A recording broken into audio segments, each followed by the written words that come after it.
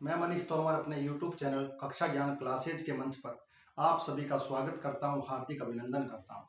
जैसा कि हम पिछले वीडियो में लगातार पढ़ रहे थे भारत का संविधान और उसमें हम लास्ट टॉपिक पढ़ लिया था राज्यपाल को। आज उस टॉपिक से अगला टॉपिक स्टार्ट करते हैं, मुख्यमंत्री और मंत्री परिषद। देखते हैं एग्जाम की दृष्टि से क्या महत्वपूर्ण है, क्या पूछा जाता है और क्या मुख्यमंत्री होता है, क्या मंत्री परिषद कहलाती है। तो देखिए दोस्तों, बात करें मंत्री परिषद और मुख्यमंत्री की तो दो तीन चीजें आपके दिमाग में होनी चाहिए। एक तो अनुच्छेद, एग्जाम में अनुच्छेद पूछा जाता है तो ध्यान रखिएगा 163, 164 और 167, ये कहीं ना कहीं मंत्री परिषद और मुख्यमंत्री से रिलेटेड कहीं ना कहीं अनुच्छेद एग्जाम में बार बार पूछे जाते हैं। तो आज हम इन सामान्य अनुच्छेदों पर क्या करेंगे, चर्चा करेंगे। तो देखिए, बात करते हैं अनुच्छेद की। तो देखिए, एक अनुच्छेद आता है अनुच्छेद 163। अनुच्छेद 163 क्या कहता है? अनुच्छेद 163 क्या कहता है? अनुच्छेद 163 कहता है कि धारा फर्स्ट क्या कहती है, ये देखिएगा, राज्यपाल की सहायता हेतु एक मंत्री परिषद होगी।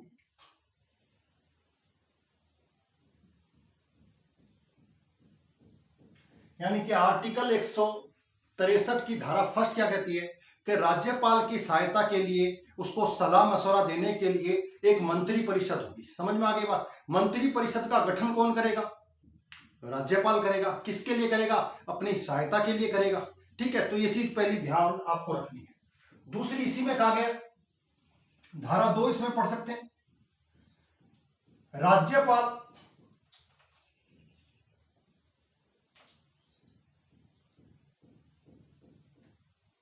अपनी सहविवेक शक्ति का प्रयोग करेगा एवं इसको प्रसंगत नहीं किया जाएगा।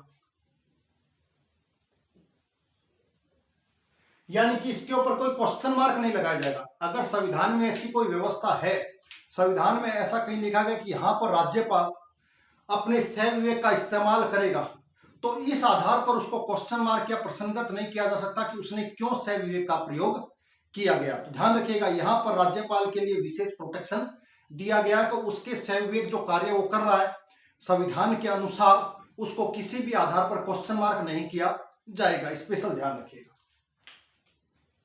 धारा 3, धारा 3 ये कहती है कि राज्यपाल को जो सलाह दी गई है, किसके द्वारा? मंत्री परिषद के द्वारा। ठीक है, वो जो सलाह दे रही है मंत्री परिषद, किसको? राज्यपाल को, उसकी किसी भी तरह की क्या नहीं होगी, न्यायिक जांच नहीं होगी। न्यायिक जांच नहीं हो सकती। मंत्री परिषद ने राज्यपाल को क्या सलाह दी है, क्या सलाह नहीं दी है, इसको किसी भी न्यायालय में चुनौती नहीं दी जा सकती। उसको किसी भी प्रकार से क्या नहीं किया जा सकता, उसकी जांच नहीं की जा सकती। ध्यान रखिएगा, क्यों? क्योंकि ये दोनों के बीच के अंडरस्टैंडिंग का मामला है। इसको कहीं पर भी न्यायालय के अंदर चैलेंज नहीं किया जा सकता। तो 163 में तीन चीजें हैं। राज्यपाल की सहायता के लिए एक मंत्री परिषद होगी, यानी कि मंत्री परिषद के गठन की बात कही गई। दूसरा, संविधान में कहीं पर राज्यपाल के सहविवेक का इस्तेमाल करने की बात कही गई है तो उसको किसी भी प्रकार से प्रसंगत नहीं किया जाएगा। और तीसरा, राज्यपाल को मंत्री परिषद जो सलाह देती है उसकी किसी भी प्रकार की कोई न्यायिक जांच नहीं की जाएगी। स्पेशल ध्यान रखिएगा। अब बात करते हैं अगले अनुच्छेद की, अनुच्छेद 164। अनुच्छेद 164 की धारा फर्स्ट क्या कहती है? धारा फर्स्ट ये कहती है कि मुख्यमंत्री की नियुक्ति,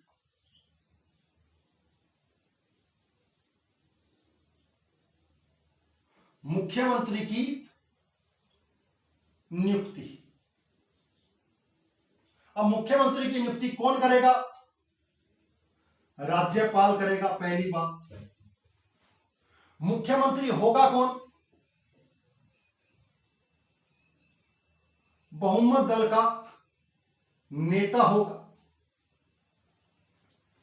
समझ में आ गया? जिस भी दल को क्या मिलेगा, सरकार बनाने के लिए जो आवश्यक बहुमत है वो प्राप्त होगा, तो उस दल का जो नेता होगा उसको सरकार बनाने का न्योता दिया जाएगा, उसको मुख्यमंत्री के रूप में नियुक्त किया जाएगा। ठीक है, किसके द्वारा? राज्यपाल के द्वारा। पहली चीज ध्यान रखिएगा। इसी के अंदर एक धारा जोड़ी गई थी, उसको एग्जाम में ध्यान रखिएगा, एग्जाम में पूछी जाती है। और इस मुख्यमंत्री की जो नियुक्ति होगी, इस मुख्यमंत्री की नियुक्ति मुख्यमंत्री की सलाह पर, किसकी?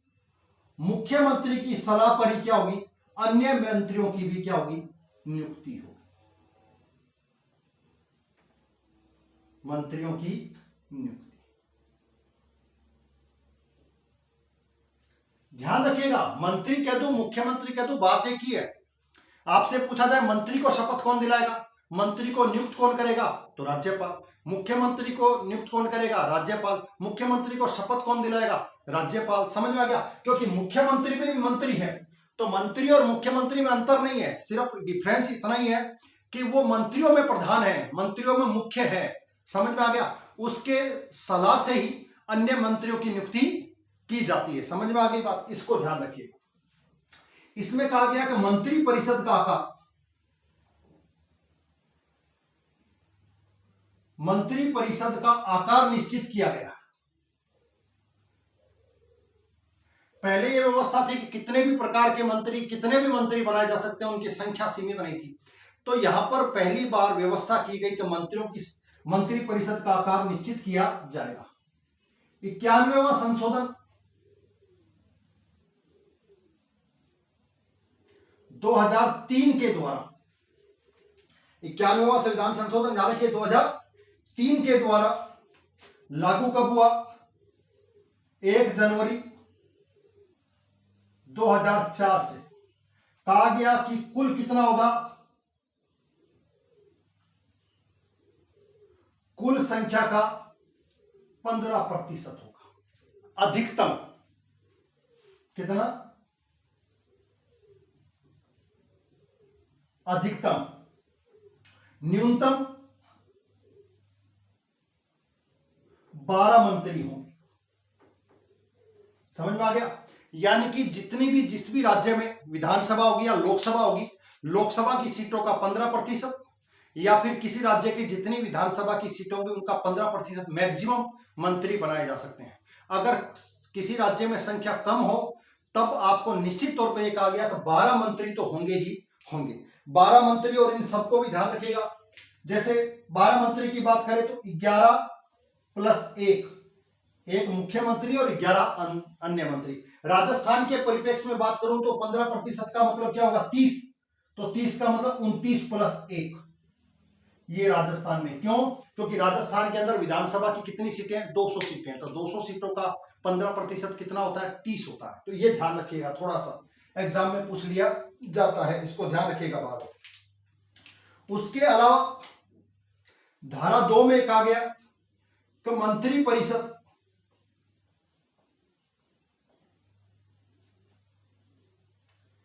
सामूहिक रूप से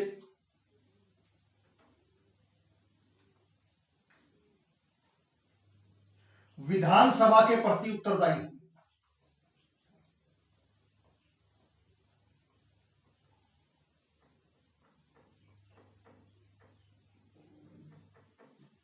मंत्री परिषद सामूहिक रूप से, कलेक्टिव रूप से किसके प्रति होगी? विधानसभा के प्रति उत्तरदायी होगी, क्योंकि वो जनता का सदन है। समझ में आ गई बात? तो सारी जवाबदेही किसके प्रति होगी?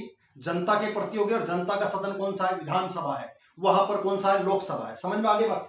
तो विधानसभा के प्रति उत्तरदायी होगी। अगर व्यक्तिगत रूप से पूछे कि मंत्री परिषद व्यक्तिगत रूप से किसके प्रति उत्तरदायी होगी, तो राज्यपाल के प्रति होगी। क्यों होगी? क्योंकि राज्यपाल के द्वारा उनको नियुक्त किया गया, इसलिए व्यक्तिगत तौर पर जिम्मेदारी कहां बढ़ती है? उत्तरदायित्व कहां बनता है? राज्यपाल के लिए। समझ में आ गई बात?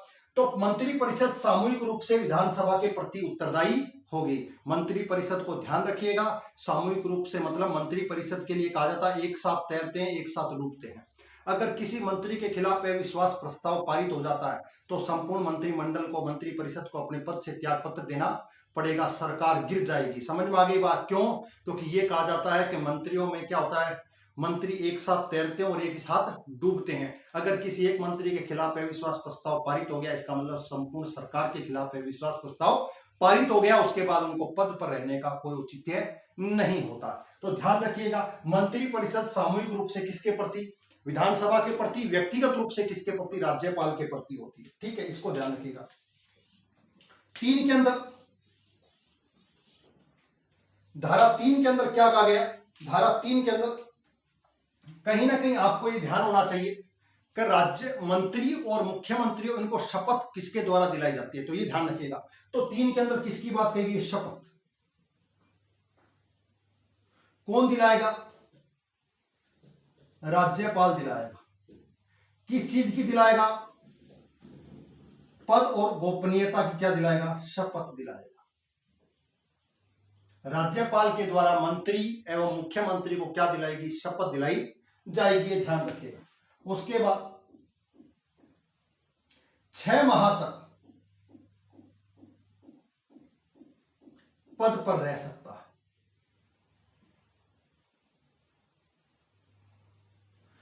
अगर कोई व्यक्ति जिसको मंत्री बना दिया गया है, मुख्यमंत्री बना दिया गया है और वो किसी सदन का सदस्य नहीं है, तो वो अधिकतम 6 माह तक बना रह सकता है। 6 महीने के बाद उसको अपने पद को छोड़ना पड़ेगा, और या फिर 6 महीने से पूर्व उसे किसी सदन की, जो कि उस राज्य के अंदर है, उस सदन की उसको क्या लेनी पड़ेगी, सदस्यता लेनी पड़ेगी, अन्यथा उसको अपने पद से त्याग पत्र देना पड़ेगा। क्योंकि बिना किसी सदन के सदस्य हुए अधिकतम 6 महीने तक वो अपने पद पर बनाए रह सकता है, इसको ध्यान रखिएगा। इसके साथ 5 के अंदर मंत्री और मुख्यमंत्री के वेतन और भत्तों की बात कही गई है कि उनको किस प्रकार के भत्ते और किस प्रकार का वेतन दिया जाएगा। ये सारी जानकारी आपके एग्जाम्स में बार बार पूछी जाती है, तो इसको ध्यान रखिएगा। तो आर्टिकल 163 और 164 हमने पढ़ लिया। उसके बाद बात करते हैं नेक्स्ट के अंदर बात करते हैं तो 167 क्या कहता है, 167 के अंदर बात कही गई है कि मुख्यमंत्री के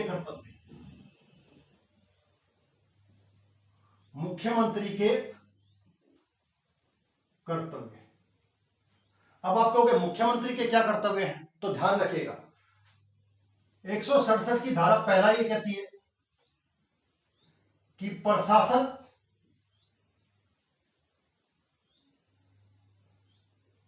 और विधिक संबंधी जो भी कार्य किए जाते हैं उनकी सूचना किसको दें, राज्यपाल को दें। मुख्यमंत्री का यह कर्तव्य है कि कोई प्रशासनिक या विधिक कोई कार्य किया जा रहा है, उस पर कोई विनिश्चय किया गया है, तो उसकी सूचना किसको दी जाए, राज्यपाल को दी जाए, पहली चीज। दूसरा, सेम प्रशासन और विधिक सूचना मांगना, ध्यान रखना दोनों में अंतर है। यहां पर तो मुख्यमंत्री को सूचना देनी चाहिए, चलो मुख्यमंत्री सूचना नहीं देती है तो राज्यपाल अगर सूचना मांगता है तो राज्यपाल को सूचना देनी चाहिए। ठीक है, कि राज्यपाल जो सूचना मांग रहा है, मंत्री परिषद का और मुख्यमंत्री का यह कर्तव्य है कि वो उनको सूचना उपलब्ध करवाए। तीसरा, अगर किसी मंत्री ने किसी विषय पर कोई विनिश्चय किया है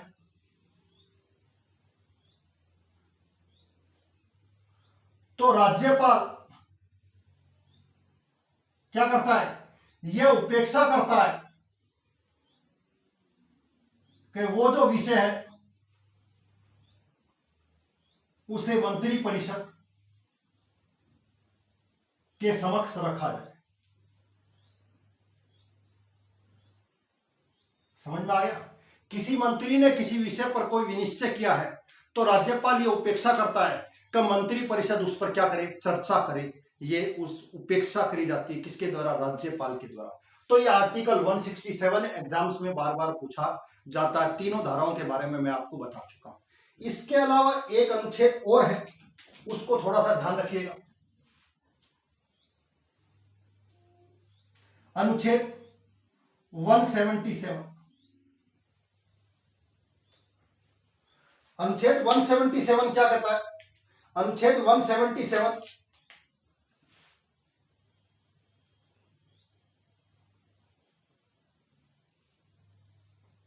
मंत्रियों के अधिकार की बात करता है। कब मंत्रियों को कौन कौन से अधिकार दिए जाएंगे इसकी बात करी जाती है। समझ में आ गया? तो आर्टिकल 3 है, 163, 164, 167 और 77। 165 में आपको बता चुका हूं पहले, महाधिवक्ता, ठीक है, राज्य का प्रथम विधि अधिकारी। और 166 का मतलब है कि जो भी कार्य किए जाएंगे वो राज्यपाल के नाम से किए जाएंगे। ये चर्चा हम पहले राज्यपाल वाले टॉपिक में कर चुके हैं, इसलिए बीच के आर्टिकल मैंने आपको नहीं बताया। ठीक है, ध्यान रखिएगा 163, 164, 167 और 177। इसके अलावा एक चीज और एग्जाम्स में आपके पूछी जाती है, उसको ध्यान रखिएगा। एक होती है मंत्री परिषद और एक होता है मंत्रिमंडल।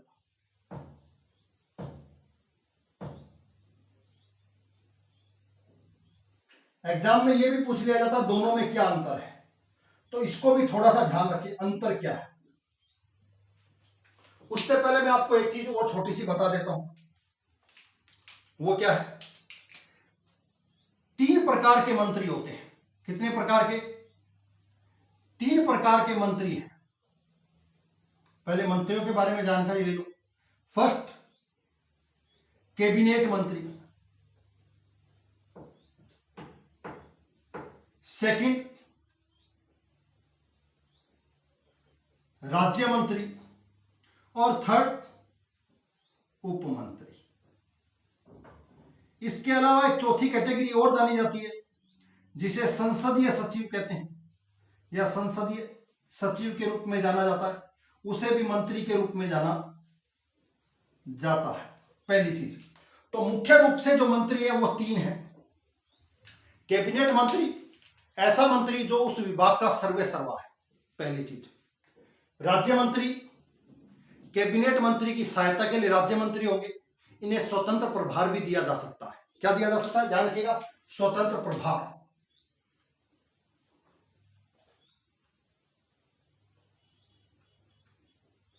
और तीसरे उप मंत्री, मैंने कहा नाम ही लग जाए तो समझ लो ज्यादा महत्वपूर्ण नहीं है, इन्हीं को राज्य मंत्रियों की सहायता के लिए नियुक्त किया जाता है और उप मंत्री को किसी भी प्रकार का स्वतंत्र प्रभार नहीं दिया जाता। सबकी नियुक्ति राज्यपाल के द्वारा ही की जाती है। लेकिन संसदीय सचिव को भी मंत्री का ही दर्जा प्राप्त है और इसकी नियुक्ति मुख्यमंत्री के द्वारा की जाती है। इसको और थोड़ा सा ध्यान रख लेना।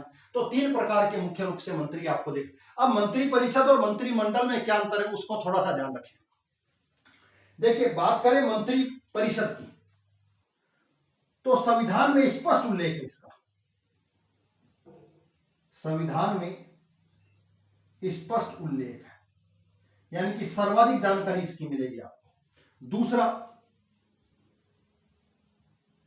इसका आकार बड़ा होता है। तीसरा, इसमें सभी प्रकार के मंत्री शामिल हैं।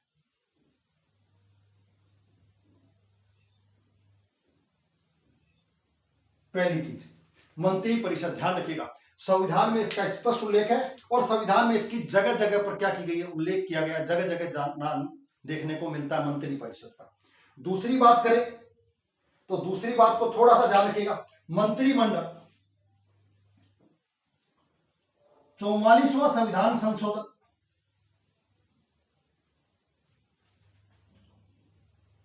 1978 में पहली बार मंत्रिमंडल शब्द का प्रयोग किया गया और कहां पर किया गया? अनुच्छेद 352 के तहत प्रथम बार। इस बार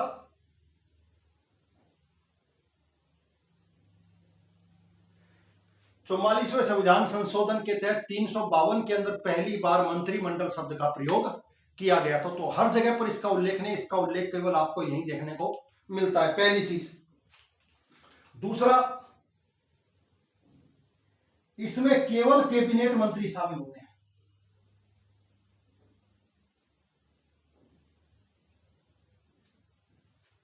केवल कैबिनेट मंत्री इसमें शामिल होते हैं, इसको स्पष्ट ध्यान रखिएगा। तीसरा, ये अधिक विश्वसनीय है।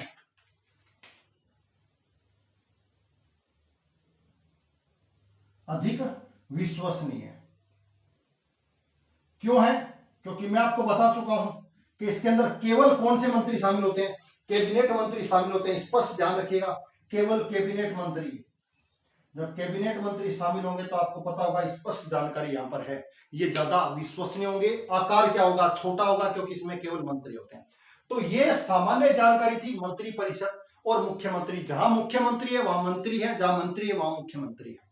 आपसे पूछा जाए मंत्री की नियुक्ति कौन करता है, आपसे पूछा जाए मुख्यमंत्री की नियुक्ति कौन करता है, एक ही बात है, मंत्री कौन रह सकता है, वही सदन का सदस्य होना चाहिए। मुख्यमंत्री भी कौन रहेगा? जो सदन का सदस्य। अगर नहीं है तो 6 महीने, चाहे वो मंत्री के लिए चाहे वो मुख्यमंत्री के लिए। तो ये सामान्य जानकारी है। मुख्यमंत्री आ जाए या मंत्री आ जाए, बात एक ही है, उसके लिए नियम कायदे सेम के सेम है। बस मैंने आपको कहा क्लास का एक मॉनिटर बना दिया जाता, सेम वही है का मुख्यमंत्री मंत्री परिषद, कौन सा, बात एक ही है। सिर्फ मंत्रियों में मुख्य है तो उसको क्या कहेंगे? मुख्य मंत्री कहेंगे। बात सारी की सारी सेम है, ठीक है। तो ये कुछ जानकारी थी आर्टिकल 163, 164, 167 और 177, जहां पर मंत्रियों के अधिकार के अंदर ही महाधिवक्ता के अधिकार भी शामिल है। मैं 2 अनुच्छेद बता चुका हूं, 165 में महाधिवक्ता और 166 में राज्यपाल के नाम से सारे के सारे कार्य किए जाएंगे, ठीक है। तो आज के लिए इतना काफी है। इस क्लास को देखिएगा। अगर वास्तव में ये कंटेंट आपको अच्छा लगे तो प्लीज इस वीडियो को शेयर करें, लाइक करें और नीचे कमेंट करें और इस चैनल को जरूर जरूर सब्सक्राइब करें। आज की क्लास के लिए बहुत बहुत धन्यवाद। जय हिंद, जय भारत।